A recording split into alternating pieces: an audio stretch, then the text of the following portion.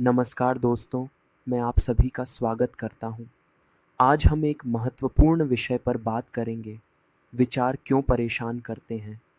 क्या आपको कभी ऐसा महसूस हुआ है कि आपके दिमाग में विचार बार-बार आ रहे हैं, जिनसे आप परेशान हो रहे हैं? और कभी-कभी ये विचार हमारे अंदर डर, चिंता और तनाव का कारण बन जाते हैं। आज हम इसी विषय पर बात करेंगे। क्या विचारों के पीछे की वजह है, मनोविज्ञान क्या कहता है और कैसे हम अपने विचारों को नियंत्रित कर सकते हैं। साथ ही हम यह भी जानेंगे कि कठिन परिस्थितियों और लोगों से कैसे निपटा जाए बिना घबराए, शांत मन से। आइए इस चर्चा की शुरुआत करते हैं। चलिए पहले समझते हैं कि विचार हमें क्यों परेशान करते हैं। हर दिन हमारे मन में हजारों विचार आते हैं। कुछ अच्छे होते हैं तो कुछ हमें बेवजह तनाव में डाल देते हैं। इसे इंट्रूसिव थॉट्स या आकस्मिक विचार कहते हैं। जब ये विचार हमें परेशान करने लगते हैं तो हम इन्हें नज़रअंदाज करने की कोशिश करते हैं, लेकिन ये बार बार लौट आते हैं। यह कॉग्निटिव डिस्टॉर्शन के कारण होता है, जिसमें हमारा दिमाग किसी बात को बढ़ा चढ़ाकर दिखाता है। जैसे कि जब आप एक गलती करते हैं तो आपके दिमाग में आता है कि आप हमेशा गलतियां करते हैं, जबकि सच्चाई कुछ और होती है। लेकिन क्या हम इन विचारों को काबू में कर सकते हैं? ज़रूर। आगे वीडियो में आपको पता चलेगा कि विचारों की यह प्रक्रिया कैसे काम करती है और हम इसे कैसे बदल सकते हैं। मन की मनोविज्ञान और विचारों की प्रक्रिया आपस में गहराई से जुड़ी होती है। आपके विचार आपके अनुभवों को आकार देते हैं और आपकी प्रतिक्रियाओं को प्रभावित करते हैं। इसलिए समझना ज़रूरी है कि ये दोनों कैसे मिलकर हमारी सोच और भावनाओं को नियंत्रित करते हैं।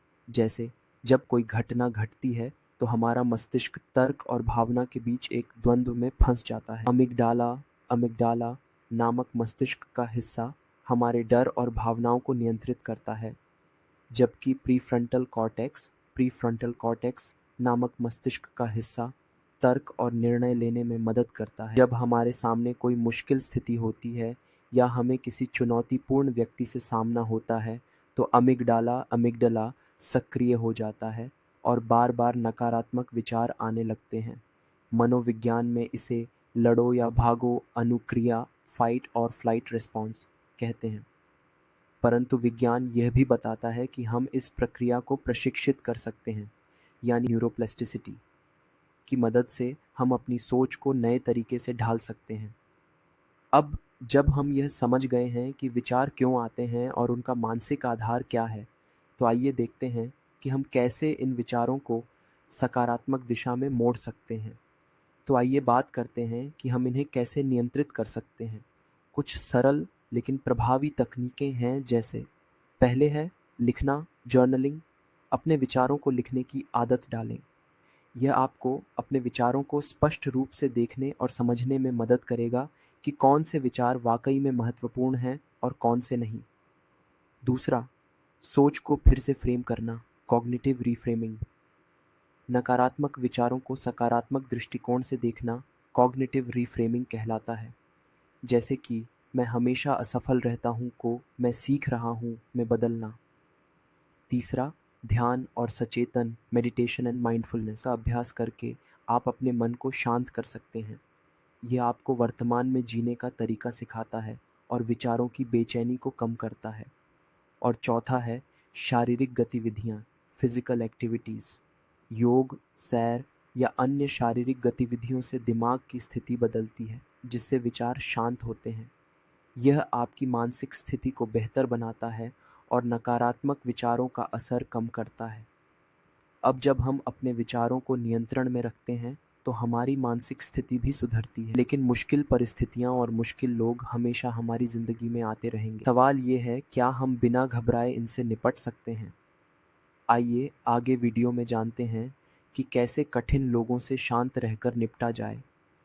कई बार हमें कठिन परिस्थितियों और लोगों से सामना करना पड़ता है जो घमंडी, स्वार्थी या चालाक होते हैं। ऐसे लोग हमारी भावनाओं को भड़काने की कोशिश करते हैं, जिससे हम परेशान हो जाते हैं। यह एक कठिन स्थिति हो सकती है और अक्सर लोग इससे बचने की कोशिश करते हैं।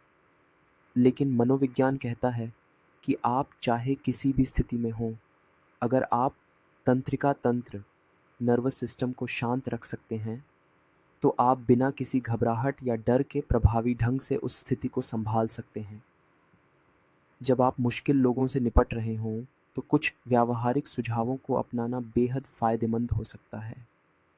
ये सुझाव आपको तनाव कम करने और बेहतर तरीके से स्थिति संभालने में मदद करेंगे। जैसे पहले गहरी सांसें लें, डीप ब्रीदिंग। जब आप गहरी सांसें लेते हैं तो आपका दिमाग शांत हो जाता है और शरीर की स्ट्रेस रिस्पॉन्स कम हो जाती है। दूसरा, फोकस बदलें, शिफ्ट फोकस। जब कोई व्यक्ति आपको उकसा रहा हो तो अपने ध्यान को उनसे हटाकर उस स्थिति की बड़ी तस्वीर पर फोकस करें। सोचें कि आप अपनी भावनाओं पर काबू पा सकते हैं। तीसरा, सीमाएं निर्धारित करें, सेट बाउंड्रीज। अगर कोई व्यक्ति लगातार आपकी भावनाओं से खेल रहा है तो स्पष्ट रूप से सीमाएं निर्धारित करें। कभी-कभी शांति से दूरी बनाना ही सबसे अच्छा उपाय होता है। और चौथा है, आत्मविश्वास से जवाब दें, रिस्पॉन्ड विद कॉन्फिडेंस। शांत दिमाग और आत्मविश्वास के साथ दिया गया जवाब मुश्किल से मुश्किल व्यक्ति के असर को कम कर देता है। मनोविज्ञान में इसे भावना विनियमन, इमोशन रेगुलेशन कहा जाता है, यानी अपनी भावनाओं को नियंत्रित करना। अगर हम अपनी भावनाओं को समझ लें और उन्हें सही दिशा में ले जाएं, तो कोई भी कठिन परिस्थिति हमें प्रभावित नहीं कर सकती। आपके सामने कैसी भी स्थिति हो, आपका शांत और संयमित रहना ही आपकी सबसे बड़ी ताकत है। सकारात्मक सोच की आदत डालना कठिन परिस्थितियों से निपटने में मदद करता है। जब आप अपनी सोच को सकारात्मक दिशा में मोड़ते हैं, तो आपका मानसिक स्वास्थ्य, आपके रिश्ते और आपकी सफलता पर इसका सीधा असर पड़ता है। अपने दिन की शुरुआत सकारात्मक सोच और विजुअलाइजेशन से करें। सोचें कि आपका दिन कितना अच्छा होगा और आप किन चीज़ों में सफलता हासिल करेंगे। तो दोस्तों, आज हमने सीखा कि हमारे विचार क्यों परेशान करते हैं और हम इन्हें कैसे नियंत्रित कर सकते हैं।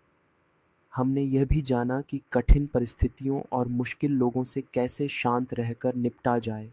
याद रखें, आपके विचार आपकी शक्ति हैं और कठिन परिस्थितियों में संयम ही आपका सबसे बड़ा हथियार है। अगर आपको यह वीडियो पसंद आया हो तो इसे लाइक करें, अपने दोस्तों के साथ शेयर करें और चैनल को सब्सक्राइब करना न भूलें ताकि आप और भी उपयोगी जानकारी प्राप्त कर सकें। धन्यवाद।